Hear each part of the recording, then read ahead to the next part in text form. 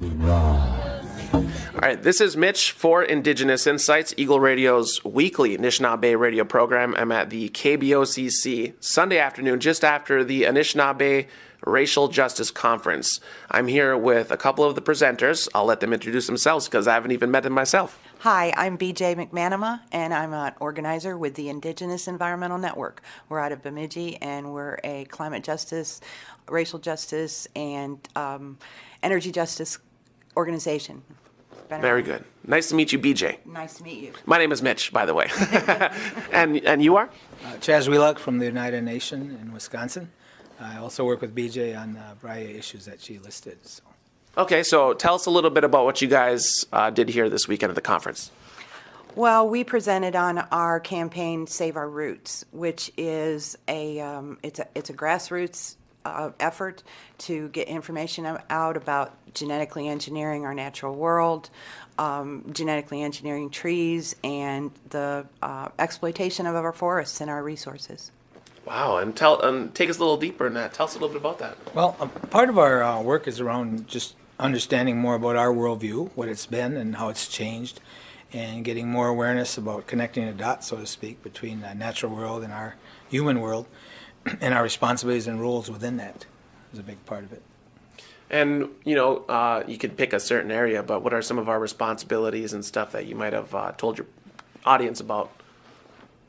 One of the primary areas is, I like to say, collecting knowledge and connecting dots, so that we know that seven-generation concept and planning is relating to the past, present, and the future. And certainly we're looking more closely at the roles and responsibilities each of those generations have.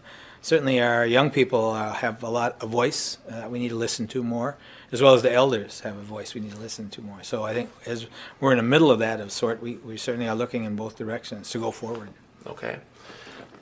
And we're here to speak to other groups, other ethnicities, because one of our objectives is to reach out to other communities, frontline communities that are also facing the destruction from fossil fuel extraction.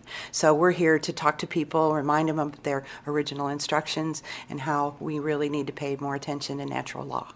That's really cool. I like that. And we're also realizing, and there's a global movement of just transition that's going from an extractive economy into more of a sustainable economy, which is more consistent with our indigenous worldview. And it's global, and we're connecting with other indigenous groups and non-indigenous people as they're looking at their own lifestyle and their role and responsibility as well. So it's about our role and responsibility as human beings. Just that as indigenous people, we feel there's a cultural lessons there that we're trying to revisit and brush off, dust off, if you will, and get them active in our lives. Yeah. So, like for the youth, you suggest they go and learn from their elders. Oh, absolutely, absolutely. And from nature, I think nature's always been a teacher in many capacities. Unfortunately, we've drifted away from the natural world at times and get caught up in technology at times, which is a good distraction. And or tool. Twin-edged sword, or tool, yes. Twin-edged sword, as they say. So we're finding there's a role for appropriate technology into our future, and science as well, with indigenous knowledge. There's a relationship that we're trying to understand more clearly. So for like a regular kind of person to apply some of this knowledge is kind of practically in their everyday lives, what would you suggest? Well, much of that is around, I think the recycling is a big part of our responsibilities. Understanding our path as it is as far as resource use, and certainly taking care of the environment in the sense of forestry. We deal a lot with forestry issues, understanding more of the larger issues that are extractive from that other worldview into more sustainable development activities. Certainly in our schools, there's opportunities for programming. In our tribal governments, there's opportunities to advance policies that are more protecting of the environment as much as just I'd say normal kind of program policies. So absolutely, it's a big area.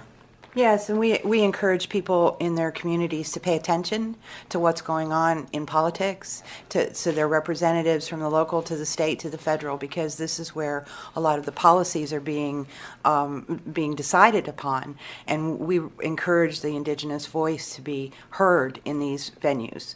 So we also work on the international stage with the United Nations and other deciding bodies.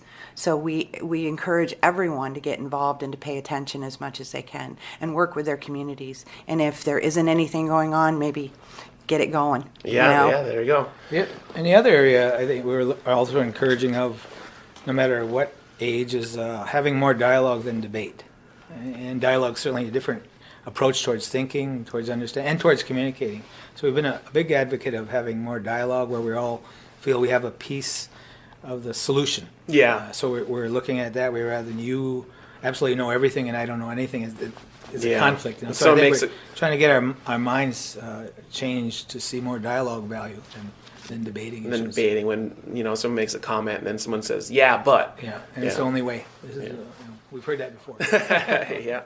So for maybe people looking to look more into what you guys do in your organization and whatnot, is there website, contact information? Yeah, absolutely. We have several websites, but our main website is ienearth.org, and our campaign specifically is saveourroots.org.